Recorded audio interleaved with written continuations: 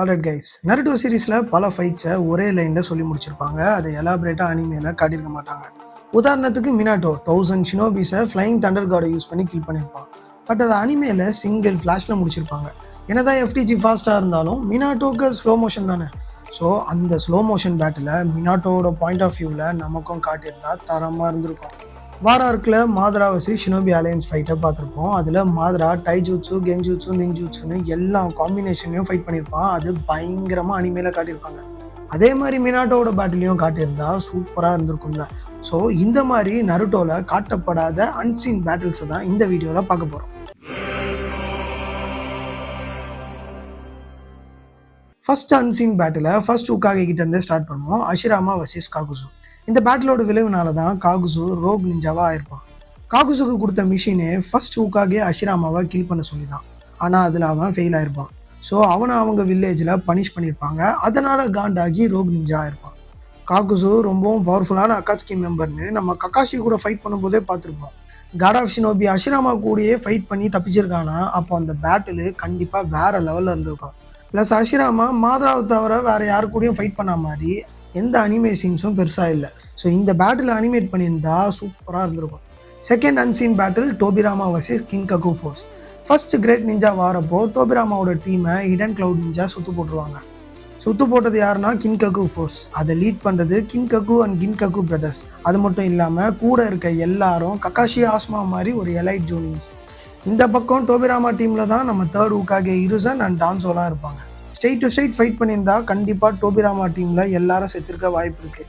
இந்த ரீசன்னால தான் டோபிராமா டீமை தப்பிக்க வைக்க கின்ககு ஃபோர்ஸை டிஸ்ட்ராக்ட் பண்ணி அவன் லைஃப்பை சாக்ரிஃபைஸ் பண்ணியிருப்பான். இந்த பேட்டில் சிம்பிளாக வார்த்தையில் சொல்லி முடிச்சிருப்பாங்க. பட் இமேஜின் பண்ணி பாருங்கள், டோபிராமா எவ்வளோ பவர்ஃபுல்லான ஷினோபி.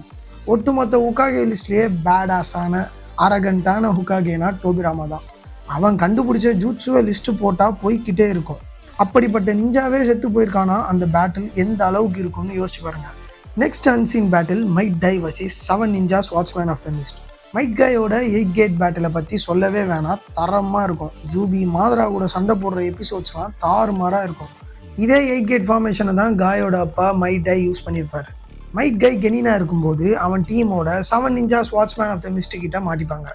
அவ்வளோதான், கதை முடிஞ்சிருச்சு, தப்பிக்க முடியாதுன்னு நினைக்கும் போது தான் அவங்க அப்பா எட்டர்னல் கெனினான மைட் டை என்ட்ரி கொடுப்பாரு. காய்க்கு அவங்க அப்பா மைட் டை மேலே சுத்தமாக நம்பிக்கை இருக்காது. ஏன்னா எனிமையாக முன்னாடி நிற்கிறது 7 வாட்ச்மேன் ஆஃப் த மிஸ்ட். 7 பேரும் எலைட் ஜோனின் லெவலுக்கு யூனிக்கான ஸ்வாட்ச் யூஸ் பண்ணுற நிஞ்சாஸ். அந்த டைமில் தான் மைட் டை 8 கேட்ஸை ஓப்பன் பண்ணுவார். அண்ட் அதோட விஷுவல்ஸை அங்கேயே நிப்பாட்டியிருப்பாங்க. அந்த ஃபைட்டை காட்ட மாட்டாங்க. அந்த ஃபைட்லேருந்து தப்பிச்ச ஜூசோ தான் ஆக்சுவலாக என்ன நடந்துச்சுன்னு சொல்லுவான். அந்த ஃபைட்டில் மைட் டை 4 வாட்ச்மேனை போட்டு தள்ளிட்டு செத்து போயிருப்பான். வாரார்க்கில் ரீஅனிமேட் ஆன 7 வாட்ச்மேனும் எப்படி சண்டை போட்டிருப்பாங்கன்னு காட்டியிருப்பாங்க. அப்போது 8 கேட் மைட் டை கூட இவங்க சண்டை போட்டிருந்தா எப்படி இருந்திருக்கும்னு இமேஜின் பண்ணி பாருங்கள். இப்போ சொல்ல போகிற பேட்டில் தான் இந்த லிஸ்ட்லேயே ரொம்ப இம்பார்ட்டண்ட்டான அன்சீன் பேட்டில். அது என்னென்னா உசுமாகி கிளானோட ஃபாலு. பல வில்லேஜஸ் ஒன்றா சேர்ந்து உசுமாகி கிளானை வைப் பண்ணியிருப்பாங்கன்னு குஷினா சொல்லியிருப்பான். பொதுவாக உசுமாகி கிளானில் இருக்க எல்லாருக்கும் எனார்மஸ் அமௌண்ட் ஆஃப் சக்ரா இருக்கும். இதை பல வாட்டி காட்டியிருப்பாங்க. உதாரணத்துக்கு நாகட்டோ, கரின் இவங்களோட சக்ராலாம் அவ்வளோ இருக்கும். என்னதான் மற்ற வில்லேஜ் நிஞ்சா சர்ப்ரைஸாக அட்டாக் பண்ணாலும் சரி, சுற்று போட்டு அட்டாக் பண்ணியிருந்தாலும் சரி, கண்டிப்பாக உசுமாகி கிளான் கவுண்டர் அட்டாக் பண்ணியிருப்பாங்க. அப்படிப்பட்ட பேட்டில் ஜஸ்ட் ஒரே எபிசோடுக்காவது அனிமேட் பண்ணி காட்டியிருந்தா நல்லா இருந்திருக்கும். பட் அதை காட்டலை.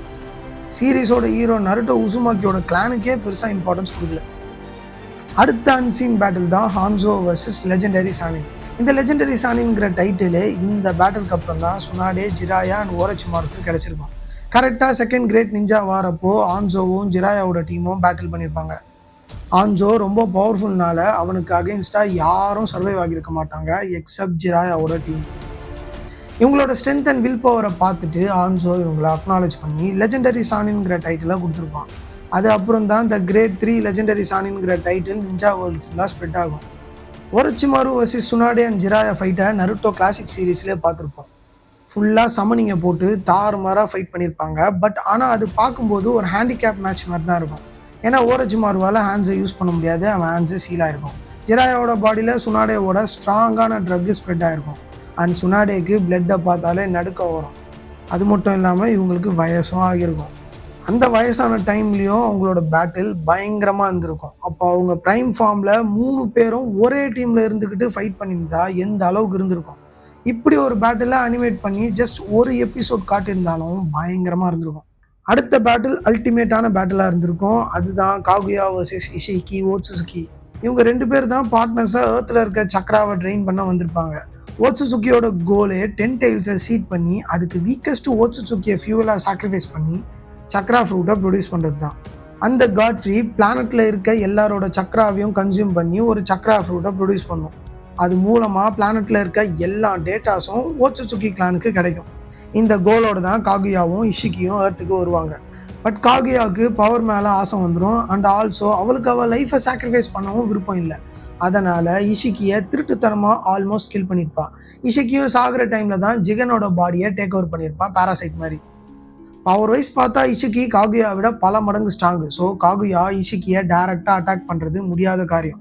அதனால் சர்ப்ரைஸாக இஷிகியை அட்டாக் பண்ணியிருப்பா. என்னதான் சர்ப்ரைஸ் அட்டாக்காக இருந்தாலும் இஷிகி சர்வைவ் ஆக கண்டிப்பாக கவுண்டர் அட்டாக் பண்ணியிருப்பான். ஸோ 2 ஏலியன்ஸ்க்கு நடுவில் நடந்த ஒரு ஷார்ட் பேட்டிலாக இருந்தாலும் still battle is a battle. So okay guys, இதே மாதிரி பல அன்சீன் பேட்டில்ஸ் நருட்டோவில் இருக்கும். அதை நான் சொல்லாமல் விட்டுருக்கலாம். அது என்னன்னு கமெண்ட்டில் சொல்லுங்கள்.